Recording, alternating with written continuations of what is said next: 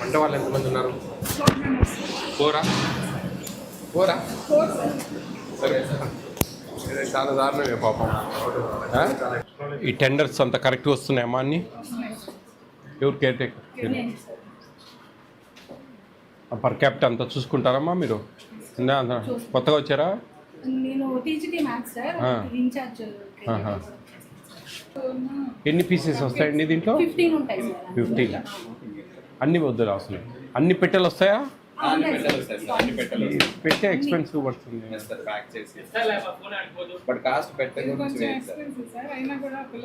అంటే ఈ డిపార్ట్మెంట్కి సంబంధించిన వాళ్ళు ఉండండి అందరూ. ఎందుకు ఇక్కడ చిన్న రూమ్స్ కదా, దయవుంచి కొద్దిగా బయట ఉండండి అందరూ.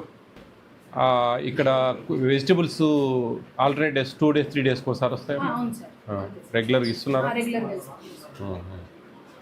చికెన్ అది ఎంత కరెక్ట్గా వస్తుందమ్మా? చికెన్ 65 kgs వరకు ఆర్డర్ చేస్తాం సార్. 65 కాదు, ఎక్కువ రావాలమ్మా. 175 grams సార్ పర్ స్టూడెంట్.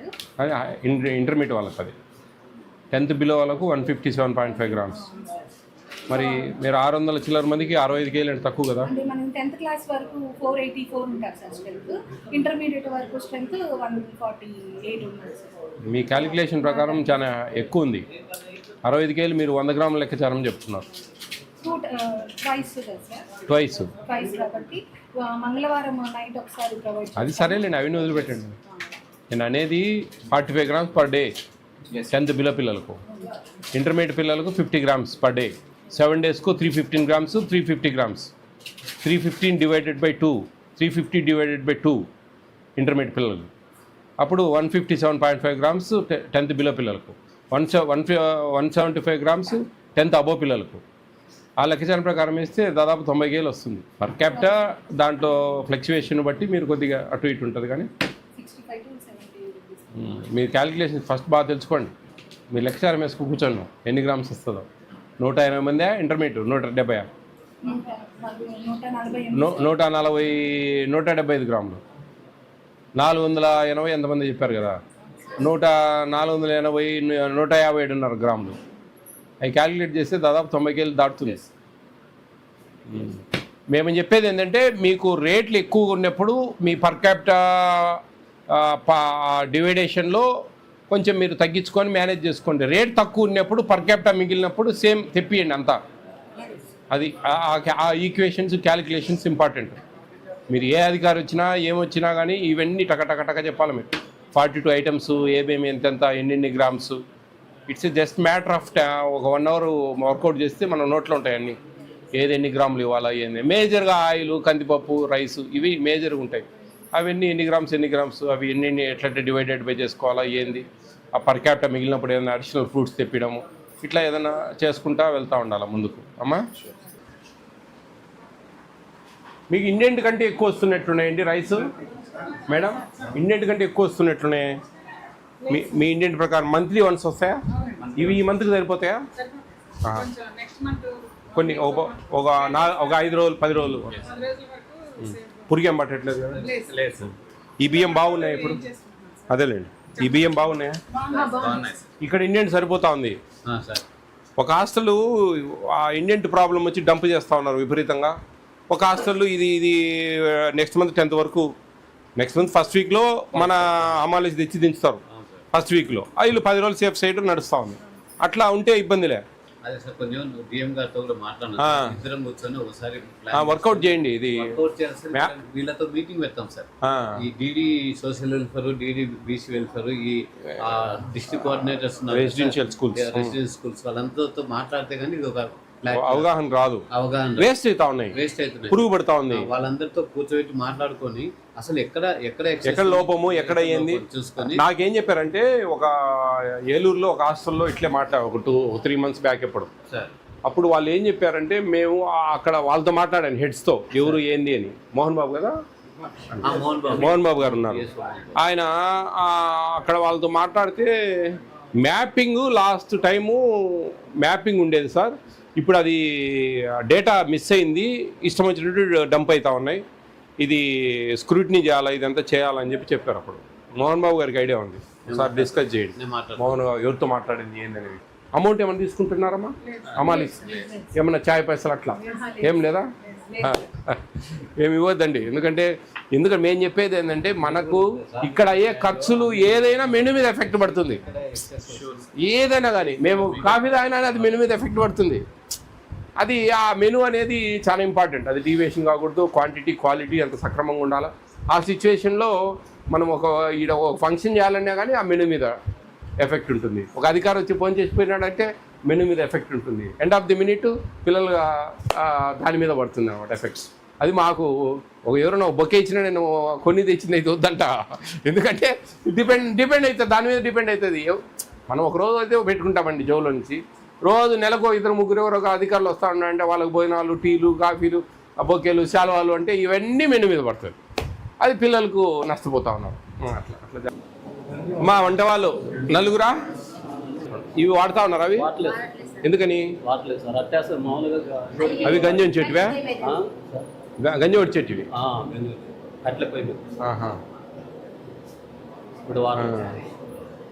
ఏంటి ఈరోజు మెనూ? పాలకూర పప్పు, ఇంకొక వెజ్ కర్రీ, ఏదో ఒకటి వెజ్ కర్రీ చేశారా? కటింగు బంగాళదుంప వేసారా? బంగాళదుంపలు కొంచెం పెద్ద సైజు అడగండి మేడం. ఆ సన్నవి వద్దని చెప్పండి, అవి వలసాలంటే పెద్ద రిస్క్. కొంచెం పెద్ద సైజు అడగండి మీరు వాళ్ళను, టెండర్దారులను. కొంచెం బంగాళదుంప పెద్ద సైజు ఇవ్వండి. ఆ సన్న ఇస్తే మాకు స్టాఫ్ తక్కువ ఉన్నారు. అవి నిన్న బంగాళదుంప కర్రీ వేంపుడు, అది ఒలుచుకోవాలంటే ఇంకా అదే పని, ఇంకా దాని మీదనే ఉంటారు ఎంతసేపు ఉన్నా. అది వలసింది, అది తోలు తొక్క తీయింది మనం పెట్టలేము. అటువంటిప్పుడు లేట్ అయిపోతుంది బాగా. ఈరోజు కూడా బంగాళదుంప వేసారా? నిన్న బంగాళదుంపే.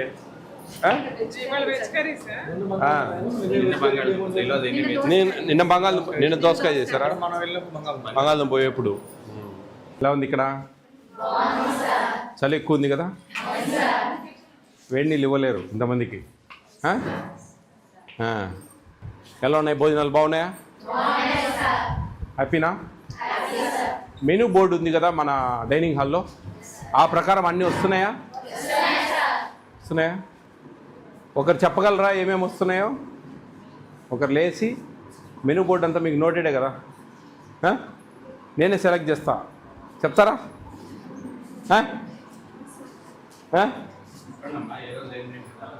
ఏంటి ఏ రోజు? 2కి మధ్యాహ్నం 2 ఒక పప్పు, ఒక కర్రీ, అట్లా ఈవినింగ్ ఏంటి అనేది చెప్పాలి నాకు. చెప్తారా? చెప్పు, నువ్వు చెప్పైతే. లేవు, నిలబడమ్మా. Don't shy. ఏది ఏంటి అసలు మీకు మెయిన్గా స్టేజ్ ఫియర్ అనేది వెరీ డేంజర్. గుర్తుపెట్టుకోండి, స్టేజ్ ఫియర్. రేపు ఎప్పుడైనా సరే మీరు ఎక్కడైనా ఇంటర్వ్యూస్కి పోయినప్పుడు కానీ ఎప్పుడైనా కానీ స్టేజ్ ఫియర్ అనేది ఉండకూడదు. స్టేజ్ ఫియర్ ఏదైనా సరే ధైర్యంగా మాట్లాడాలి. మనలో తప్పు లేనప్పుడు ఎవరికైనా సమాధానం చెప్పాలి. సమాధానంలో కూడా స్పష్టత ఉండాలి. అర్థమవుతుందా? మనలో తప్పు ఉంటే కన్నా ఇటు ఉంటాయి మాటలు. చెప్పు, మార్నింగ్ ఏమి ఇస్తారు? మండే వద్దులే, టోటల్గా చెప్పు. మార్నింగ్ ఏమి ఇస్తారు? Egg milk, very good. Lunch, snacks morning ఇస్తారా? బ్రేక్ టైంలో, ఓకే, వెరీ గుడ్.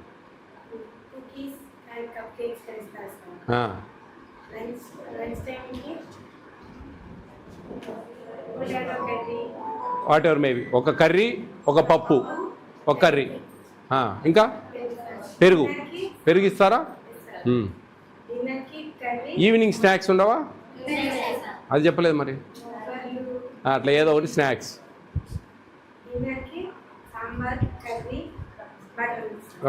నిన్న రసము, కర్రీ, క్యాబేజీ కర్రీ, నిన్న రసం, బటర్ మిల్క్. నైట్ ఫ్రూట్ ఇవ్వరు కదా, మార్నింగ్ ఇస్తున్నారు అది కదా. ఓకే. లాస్ట్ టైం చిక్కీస్ ఉండేదండి ఎవ్రీడే. ఈసారి ఎందుకో గవర్నమెంట్ ఇస్తామని చెప్పి.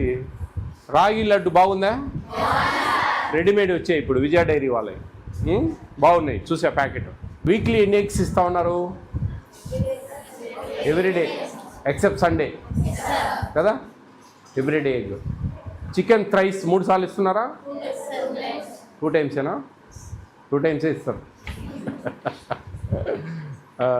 ఎన్ని పీసెస్ వస్తాయి చికెను అప్రాక్సిమేట్గా 4 or 5, 4 or 5 అంతే వస్తాయి.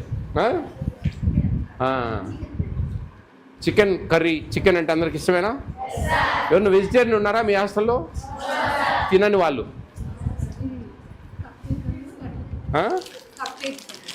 ఇవి ఒకరోజు ఇస్తారా పిల్లలకు? స్పెషల్ స్నాక్స్ ఉన్ని మా వద్దులే. ఇవి తిన్న తర్వాత మీకు ఒక విషయం చెప్పాలనిపించింది నాకు. మీరు చాలా అదృష్టవంతులు. అప్పుడు హాస్టల్స్ ఇట్లా లేవు, రెసిడెన్షియల్స్ లేవు, ఓన్లీ డే స్కాలర్స్. మార్నింగ్ స్కూల్కి వెళ్ళిపోయి ఆఫ్టర్నూన్ కూడా లంచ్కి మళ్ళీ హాస్టల్కి రావాలా, ఈవినింగ్ డిన్నర్కు హాస్టల్కి రావాలా. అది సిస్టమ్. ఒక 40 years బ్యాక్. పెద్దవాళ్ళు ఎవరైనా ఉంటే మేడం వాళ్ళకి తెలిసి ఉంటుంది ఈ రెసిడెన్షియల్ స్కూల్ హాస్టల్స్ ఎలా ఉన్నాయని. అప్పుడు ఓన్లీ బయట ఇప్పుడు ప్రీ మెట్రిక్ పోస్ట్ మెట్రిక్ అంటారు, అలాంటి హాస్టల్సే, రెసిడెన్షియల్ స్కూల్స్ లేవు అప్పుడు. 40 years బ్యాక్ మా చిన్నప్పుడు. నేను అప్పుడు 3rd, 2nd class అట్లా చదివేవాడిని. అప్పుడు ఆ పిల్లలతో మేము ఆడుకునేవాళ్ళం. మా అమ్మ నాన్న 2 టీచర్లు, నేను ఎక్కడ హాస్టల్ లేను, కానీ ఆ పిల్లలు మా ఇంటి ఆ హాస్టల్ బ్యాక్ సైడ్ మా ఇల్లు. వాళ్ళకు భోజనాలు ఎలా ఉన్నాయంటే పొద్దున్నే తెల్ల అన్నం, కారప్పొడిలో నీళ్లు పోసి, అదే చట్నీ అనమాట, కారపు చట్నీ, అది కలుపుకొని తినేవాళ్ళు. మధ్యాహ్నం నీళ్ళ సాంబారు, నీళ్ళ సాంబార్, అసలు పసుపు నీళ్ళు ఉన్నట్టుంటుంది అంతే, ఇంకా వేరే కర్రీస్ ఏమి ఉండవు. నైట్ డిన్నరు బాగా పల్సటి రసం. మీకు బోధ కొట్టాలు తెలుసా? బోధ కొట్టాలు, గుడిసెలు అంటారు. గుడిసెలు అంటే బోధతో కప్పుతారు గుడిసెలు. వర్షం పడినప్పుడు నీళ్లు కారుతాయి ఎర్రగా, వాటిని సూర్యనీళ్ళు అంటాం మా రాయలసీమ. సూర్యనీళ్ళలాగా ఉంటుంది రసం, సూర్యనీళ్ళ రసం అంటారు పలసంగా ఉంటే. మజ్జిగ, నీళ్ళ మజ్జిగ, నీళ్ళు ఎక్కువ ఉంటాయి, పెరుగు తక్కువ ఉంటుంది. అవి ఇట్లా రైస్లో అన్నంలో పోసుకుంటే చెక్క పురుగులు, తెల్ల పురుగు, నల్ల పురుగు, తెల్ల పురుగులు ఇట్లా తేలుతాయి. అవన్నీ అటు తీసి తినేవారు. అది ఆ రోజుల్లో హాస్టల్ల పరిస్థితి, హాస్టళ్లలో భోజనాలు. అక్కడ చదువుకొని కూడా ఎంతోమంది ఐఏఎస్ ఆఫీసర్లు అయినారు, ఐపీఎస్ ఆఫీసర్లు అయినారు, పెద్ద పెద్ద స్టేజ్లలో ఉన్నారు. ఎస్సీ ఎస్టీ అనే ఎక్కువ ఉండేటివి అప్పుడు, బీసీ కూడా తక్కువ, ఎస్సీ ఎస్టీ హాస్టల్స్ ఉండేవి. అందుకు మీరు అదృష్టవంతులు అంటున్నారు. అర్థమైందా? ఈరోజు చూడండి, morning milk, snacks, boiled egg, breakfast, banana morning, afternoon 2 curries with curd, evening snacks, మళ్ళా నైట్ డిన్నరు 6-6:30 కల్లా డిన్నర్, ఒక సాంబారు, ఒక curry, butter milk, weekly 2 chicken, 6 times egg. మన ఇంట్లో కూడా తినాం. ఇప్పుడు సండే తెప్పించుకుంటాం, మ్యాక్సిమం సండే ఒకసారి 2 సార్లు ఎగ్ తింటారు. ఇంకా కొంచెం పేదవాళ్ళు అయితే కన్నా ఎప్పుడో పండగలకు లేకపోతే నెలకు ఒకసారో చికెన్ తెచ్చుకుంటారు, వారానికి ఒకసారి ఎగ్గుతో ఏదో కర్రీ చేసుకుంటాం. ఇది పరిస్థితి. కానీ మీకు ప్రభుత్వము ఒక మంచి అవకాశం ఇచ్చింది. ఇక్కడ మంచి ఫుడ్ పెడతా ఉంది. ఎందుకంటే మెయిన్ ఫుడ్ అనేది చాలా ఇంపార్టెంట్ అమ్మా. మనకు నాలుకే చాలా డేంజర్, బాగా రుచి ఉండాలి దానికి. ఉప్పు ఎక్కువైనా కష్టమే, తక్కువైనా కష్టమే. కారం ఎక్కువైనా కష్టమే, తక్కువైనా కష్టమే. అందుకే నేను చెప్తా ఉంటాను చాలామందికి, మనకు వంట చేసే వాళ్ళు బాగా ఆరోగ్యంగా ఉండాలా అని మీ ప్రేయర్స్లో పెట్టుకోండి ముఖ్యంగా. ఎందుకంటే వాళ్ళ భర్తతో కొట్లాడి వచ్చింది అనుకో, ఆమె రాత్రి తాగి వచ్చి అని చెప్పి ఇంత కారం పడేస్తారు. ఎవరికి మండేది? మనకు. అందుకని వాళ్ళు కూడా ఆరోగ్యకరంగా ప్రశాంతంగా ఉండాలి వంట చేసేవాళ్ళు. అప్పుడే మనకు మంచి ఫుడ్ దొరుకుతుంది రుచికరంగా. ఈ ఫుడ్ గురించి ఎందుకు నేను ఇంతగానో చెప్తున్నా అంటే, నేను ఫుడ్ కమిటీ చైర్మన్, నేను ఫుడ్ గురించే చెప్తా, అది వేరే విషయం. కానీ ఫుడ్ మంచిగా నాలుకకి ఇంపుగా మనం తినగలిగి, మన పొట్ట ప్రశాంతంగా, కడుపు హ్యాపీగా ఉంటేనే మనకు చెప్పే చదువు ఎక్కుతుంది బుర్రలకు. అర్ధాకలితో ఉంటేనో రుచికరంగా లేకుంటేనో తినడం చాలా కష్టం. ఆ తిన్నాళ్ళ నుంచి ఆ అర్ధాకలితో ఉంటే కన్నా ఇరిటేషన్ ఉంటుంది మనిషికి. ఇప్పుడు ఫాస్టింగ్ ఉంటారు చాలామంది, ఫాస్టింగ్ ఉంటారు ఏది దేవుళ్ళ కోసం అట్లా, సాటర్డే రోజు అట్లా ఇంట్లో. అప్పుడు వాళ్ళకి కొంచెం ఇరిటేషన్ ఉంటుంది, కడుపులో కాలుతూ ఉంటే కొంచెం హెడేక్ వస్తుంది, అట్లా తిడతా ఉంటారు, అరుస్తూ ఉంటారు, చీటికి మాటి కోప్పడతారు. అట్లా పరిస్థితి మీకు వచ్చింది అనుకోండి, చదువు మీద ధ్యాస ఉండదు. ఆ మైండ్ అంతా దాని మీద ఉంటుంది. ఈ కడుపు అంత ఆకలి అవుతా ఉంది, పొద్దున బాగాలేదు, రుచిగా తినలేకపోయినా ఇదే ఉంటుంది అన్నమాట. అట్లా కాకుండా ప్రశాంతంగా మీకు మీరు మంచి భోజనాలు పెడితే కనుక బాగా తినేసి మంచిగా హ్యాపీగా చదువుకోవచ్చు, హ్యాపీగా మనసు బాగా మైండ్ కాన్సన్ట్రేట్ చేయొచ్చు చదువుల మీద. కాబట్టి మీకు ఇంత మంచి అవకాశం దొరికింది ఇక్కడ మంచి చదువులు చెప్పే టీచర్స్ ఉన్నారు, మంచి డిజిటల్ బోర్డ్స్ వచ్చాయి, మీకు బట్టలు ఇచ్చారు, బుక్స్ ఇచ్చారు, షూస్ ఇచ్చారు, బ్యాగ్స్ ఇచ్చారు, వాట్ నాట్ ఏమైనా సరే మీరు చదువుకుంటామంటే ఏమైనా ప్రభుత్వం చేయడానికి సిద్ధంగా ఉంది. అటువంటి పరిస్థితులలో అర్థమవుతా ఉందా, మీరు మంచిగా చదవాలి, ఇష్టంగా చదవాలి, కసిగా చదవాలి, మంచి మార్క్స్ సాధించాలి. ఇక్కడుండే మీ ప్రిన్సిపల్ మేడంకు, మీ చదువులు చెప్పే టీచర్లకు, మీ కోఆర్డినేటర్కు, మీ డిస్ట్రిక్ట్ హెడ్స్కు అందరికీ ఫలాని గురుకుల పాఠశాల, అంబేద్కర్ గురుకుల పాఠశాలలో బ్రహ్మాండమైన మార్కులు సాధించారు, స్టేట్లో ఫస్ట్ వచ్చారు, డిస్ట్రిక్ట్లో ఫస్ట్ వచ్చారు అంటే అదే క్రెడిట్, మీరు ఇచ్చే గిఫ్ట్ అదే. మీ టీచర్లకు, మీ ప్రిన్సిపల్ మేడంకు, మీ తల్లిదండ్రులకు, మీ ఊరికి.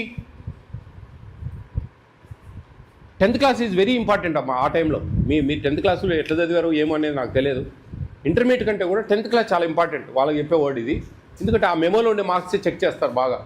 ఇంటర్మీడియట్ మార్క్స్ పెద్దగా క్రైటీరియా ఉండదు, చూడరు. చూడరు అని మీరు చదువుకుండా ఉండేరు, అట్లా కాదు.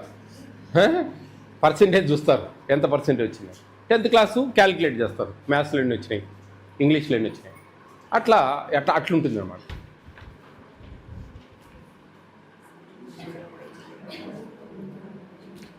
వాష్రూమ్స్ సఫిషియెంట్గా ఉన్నాయండి.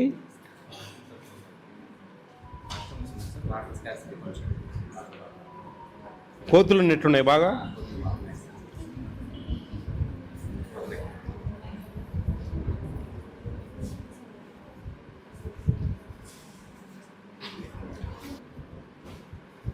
మీ గురించి మంచిగా రాశారు ప్రిన్సిపల్ గారు. మీ పిల్లలు మా పాఠశాలలో నాకు ఫుడ్కి సంబంధించి మెనూ చాలా బాగుంది, అన్నీ నాకు ఇష్టమే. మా ప్రిన్సిపల్ మేడం ఏ సమస్య ఉన్నా సరే మేడం చూసుకుంటారు, కానీ నాకు మెనూలో ఉప్మా నచ్చదు.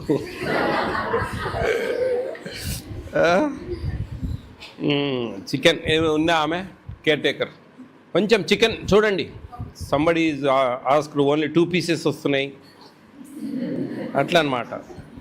2-3 రాశారు 2 pieces 2 pieces 2 pieces 3 వస్తూనే ఉన్నాయి. అంటే మీరు 100 grams కూడా రావడం లేదు. చూడండి కోఆర్డినేటర్ గారు, సి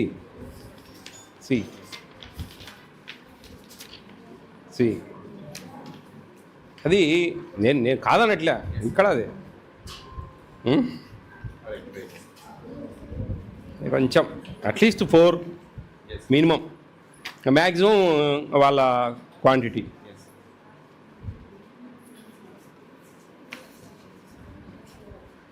అంతే 2 pieces ఫిక్స్ కాదు, 2 pieces కాదండి, వాళ్ళకి రావాల్సింది ఎంత మీకు తెలుసు.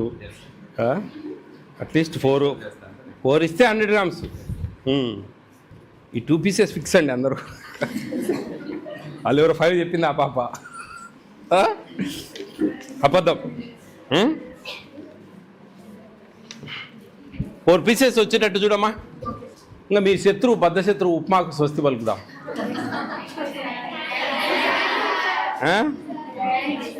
రేపు డే ఆఫ్టర్ టుమారో మీకు ఉప్మా బదులు ఎగ్ ఫ్రైడ్ రైస్